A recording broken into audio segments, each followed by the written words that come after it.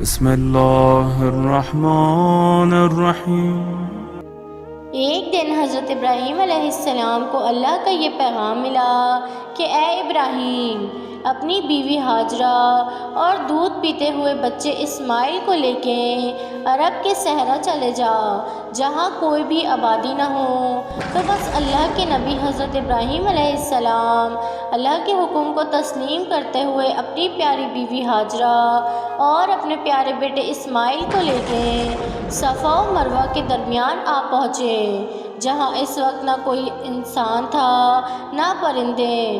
تھوڑی سی کھجوریں اور تھوڑا سا پانی مشکیزے میں رکھا اور واپس جانے لگے۔ اتنے میں بی بی ہاجرہ آپ کے دامن سے آپ کو پکڑ کر کہتی ہیں، اے ابراہیم، آپ ہمیں یہاں اکیلا چھوڑ کر کیوں جا رہے ہیں؟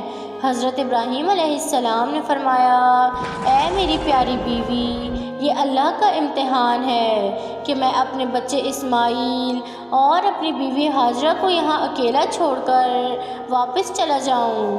بی بی ہاجرہ مسکرا کر کہنے لگی کہ اگر اللہ کا حکم ہے تو یقیناً اللہ ہی ہماری نصرت کرے گا۔ یہ سن کر حضرت ابراہیم علیہ السلام وہاں سے رخصت ہوئے اور فرمانے لگے، اے اللہ، تیرے گھر کے پاس جہاں نہ پانی ہے نہ کھیتی ہے، میں اپنے پیارے بیٹے اسماعیل اور اپنی پیاری بیوی ہاجرہ کو چھوڑ کر جا رہا ہوں تاکہ تیرا گھر روشن ہو جائے اور تیری عبادت سر عام یہاں ہوتی رہے۔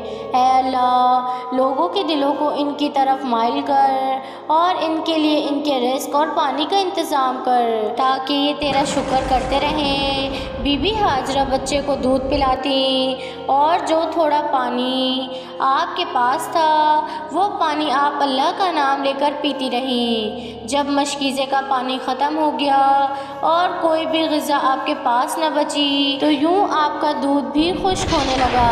پیاس سے آپ اور آپ کا بچہ تڑپنے لگا تو کبھی آپ صفا کی پہاڑی پر چڑھ کے پانی کی تلاش کرتی، کبھی ادھر ادھر جا کر پانی کی تلاش کرتی کہ کہیں یہاں پانی تو موجود نہیں۔ کبھی صفا کی پہاڑی سے اتر کر وطن وادی میں پہنچتی ہیں اور اللہ سے دعا مانگتی ہیں کہ اے اللہ، یہاں کوئی انسان نہیں، نہ پانی ہے نہ غذا ہے، ہماری مدد فرما۔ آپ نے اپنے بیٹے اسماعیل کو اس بنجر زمین پہ لٹائے رکھا تھا اور کبھی صفا کی پہاڑی پر دوڑتی، کبھی مروہ کی پہاڑی پر دوڑتی اور کبھی اللہ سے دعا مانگتی۔ بی بی نے 7 چکر صفا اور مروہ کے درمیان لگائے اور اللہ پر یقین رکھا اور دعا مانگتی رہیں کہ اے میرے اللہ، مجھے یقین ہے کہ تو مجھے اور میرے بچے کو مصیبت میں اکیلا نہیں چھوڑے گا۔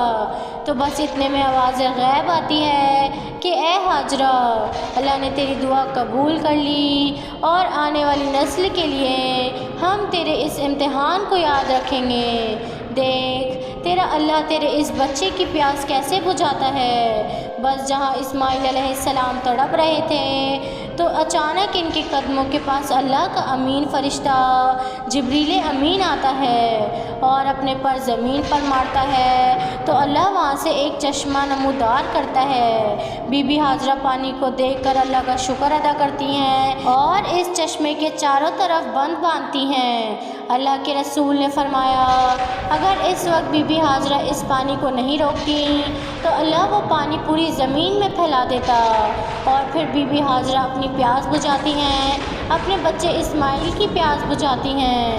پھر جبریل امین فرماتے ہیں کہ اے ہاجرہ، یہاں اللہ کا گھر ہے، گھبراؤ نہیں، ان قریب تیرا شوہر ابراہیم اور تیرا بچہ اسماعیل بیت اللہ بنائیں گے جو رہتی دنیا تک اللہ کی نشانی ٹھہرے گا۔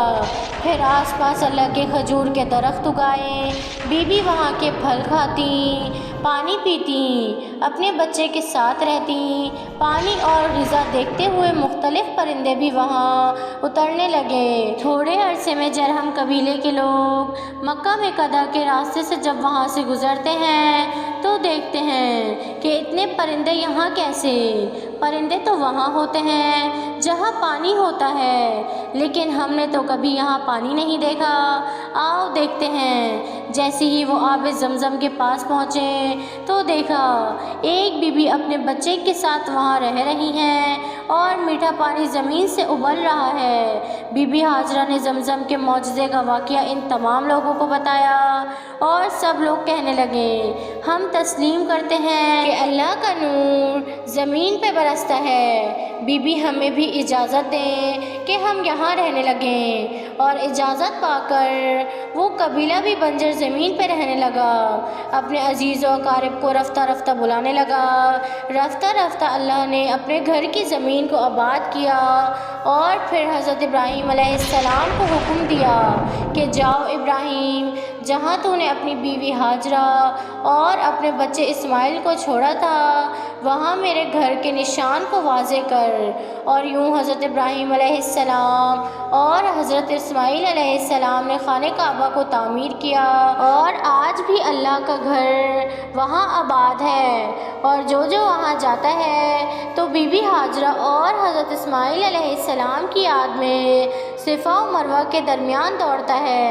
بے شک اللہ اپنے نیک بندوں کا امتحان آنے والے انسانوں کے لیے سبق رکھتا ہے، تاکہ ہر انسان یہ جان لے کہ اللہ مصیبت میں کبھی اپنے بندوں کو تنہا نہیں چھوڑتا۔